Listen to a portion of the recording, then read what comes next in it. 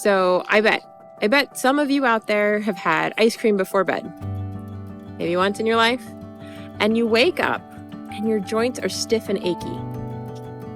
And if you're somebody who has chronic ice cream before bed and you wake up the next morning stiff and achy, try just giving up the ice cream. I bet you will wake up feeling a lot less stiff and achy.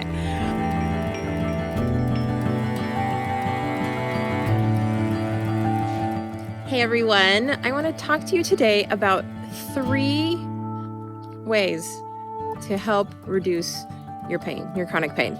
And I'm going to tell you what, these 3 things don't just help with physical chronic pain, they help with mental chronic pain too. So the first thing I want to talk to you about is water. Okay, it is so important that we drink enough water every day. Now, I know you've all heard like 8 ounces of water, and that's a really good place to start every day.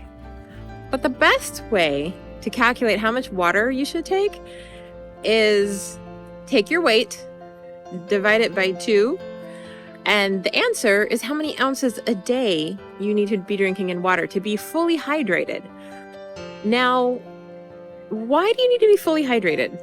Well, there's a few reasons.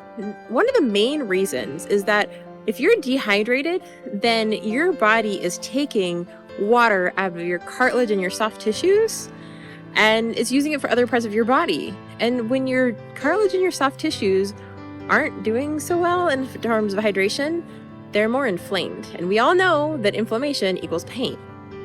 So one of the best ways to start reducing pain is by keeping your tissues and and those are big joint tissues, the cartilage and the soft tissues, they make up a large portion of our joints. And so when they're fully hydrated, then they have less inflammation, which equals less pain. The other thing that when you're dehydrated, you don't have as much mental clarity. You also don't have as much energy. Your body isn't detoxing well. Our bodies have a process of intake and output, and a lot of people struggle with output. So water is an essential key to that. And when you're getting the toxins out of your body, you're also decreasing inflammation, which equals less pain, and you have better mental clarity. So again, here's the equation. Take your weight, divide it by 2, and whatever that equals, that's how much water you need to be drinking. Now, one thing I want to talk to you about is this. Juice, soda, carbonated waters of any kind, coffee, sweet tea, not a hydration source, okay? Those things actually dehydrate you more. So the rule of thumb is typically this. For every coffee you drink or soda or carbonated beverage or super sugary beverage, you need to be drinking 2 8-ounce glasses of water to compensate for the dehydration those are going to cause. So if you're predominantly a coffee, sweet tea, soda drinker, you need to up your water game a whole lot more. So, and those 2 extra cups of water cannot be the total sum of the water you're supposed to be drinking every day. That's in addition to. Okay, so those things are very dehydrating. You need to be careful. All right, the bulk of what you should be consuming is water, or H2O, as my 5-year-old has been calling it now. Now, I get that H2O or water can get a little mundane for people. So there are some fantastic ways to level it up. Squeeze some fresh lemon in your water. That's fantastic. And you know what? It's going to help with alkalinizing your body, which also helps with taking inflammation down. And it gives it a different taste. You have all seen the cups where they have the strainer tops in them, and you can put strawberries or cucumbers or anything you want to make that kind of flavored water. So definitely, add some fruit to your water.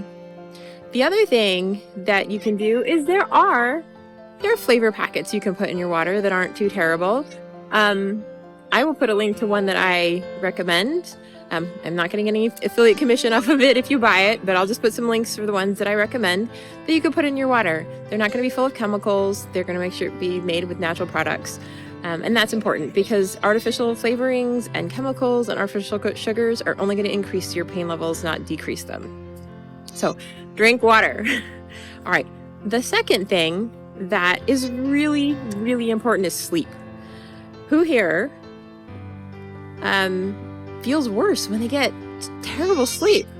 Or maybe you've had terrible sleep for a really long time and you just feel lethargic, sluggish, unmotivated, and maybe you're seeing more inflammation, more pain. Absolutely, that can happen. Sleep is so, so important. You need to have what we call good sleep hygiene. And so here's a few things to remember to create good sleep hygiene. First of all, number one, go to bed at the same time every day. I realize that's challenging and it can be hard, but give it a shot and try to go to bed the same time every day for 30 days and see how you feel. Number two, wake up at the same time every day. Now, I know a lot of people, they use the weekend to sleep in, but you're not doing your body any favors, to be honest. Number three, get rid of the devices before bed. An hour or two before you go to bed with no device and with no TV, is a really great way for your body to gear itself down so it's ready to go to sleep. But if you're in bed like this with your device, then you're only keeping your brain hyped up and it makes it very difficult for it to come down so you have a good night's sleep. And I recommend if you've got TVs in your room, get them out if they're too tempting for you and you're having to sleep with them on, because that is totally disrupting your sleep cycles, so you're not getting enough sleep. So those are 3 tips that I would have you just start with. There's more we could do, but those are the 3 really good places to start. Go to bed at the same time, wake up at the same time, and stop using devices 1 to 2 hours before you go to bed. Okay? Don't bring the device to bed. Don't put them in your bedroom. So let's start with that.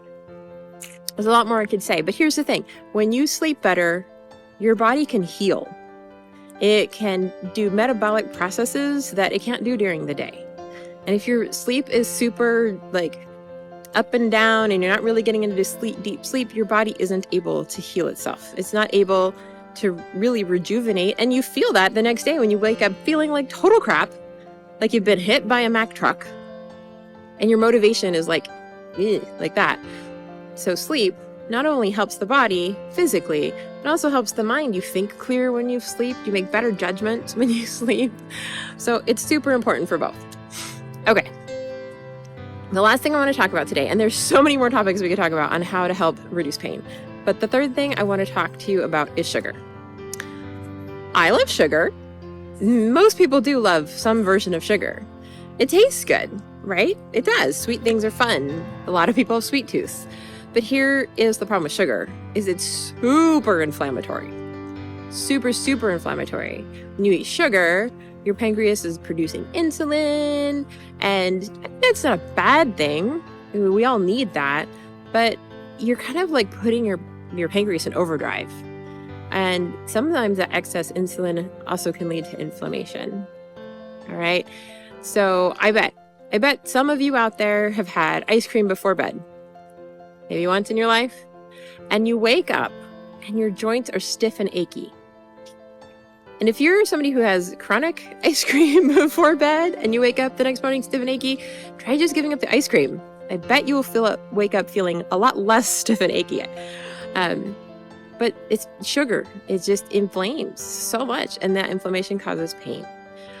So when I talk about getting rid of sugar, obviously I'm talking about, cakes, cookies, things like that. Try giving them up. See what your body does. If you want to take it a step further, then you need to clean up your carbs, because your pastas, your rices, they all process very similarly to sugar, and they all are very inflammatory. So 3 things that you can do to having less pain reduction and better mental clarity, right? Less pain, better mental clarity. Drink more water. Stay hydrated. That's really what it is staying hydrated. Sleep. Get better sleep. Stop eating sugar. All right? I get these are not easy things for everybody. They weren't easy for me. Sometimes the sugar still calls my name. Sometimes I cave. And I promise you, I always regret it the next day.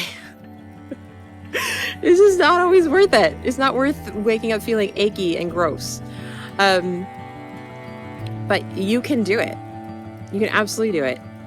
If you are only drinking, 32 ounces of water a day, take it up to, 38 ounces or 40 ounces. You don't have to make the whole leap, right? You don't have to make the whole leap to like 60 ounces or 80 ounces, depending on how much you weigh. Take it up little by little, but every day increase it a little bit more. Same with sleep. Start with one of them. Maybe you just need to give up the devices, an hour or 2 hours before bed. I'm not saying dive all in and try to do all three things, because for some of you, that's going to be a recipe for failure. And failure, as we all know, is very discouraging. And sometimes when we fail, instead of taking it as a way of looking at our progress, we decide to just binge on all the terrible things because we're trying to make ourselves feel better. I don't recommend that. And then the sugars, maybe you just start with, not eating cookies when you normally would, or not eating ice cream when you normally would, and build on that. Baby steps are important, and those baby steps will lead to less pain. I'm sure we will address this topic again, and we can go more in depth with the science behind water and sugar and sleep and what it does for our bodies. But for now, I just wanted you to have those three. They're simple, not always easy, but very doable tips on how to have less pain and better mental clarity too. Bye-bye. Using these 3 tips is a powerful starting point for helping you get relief from your chronic pain and mental fog.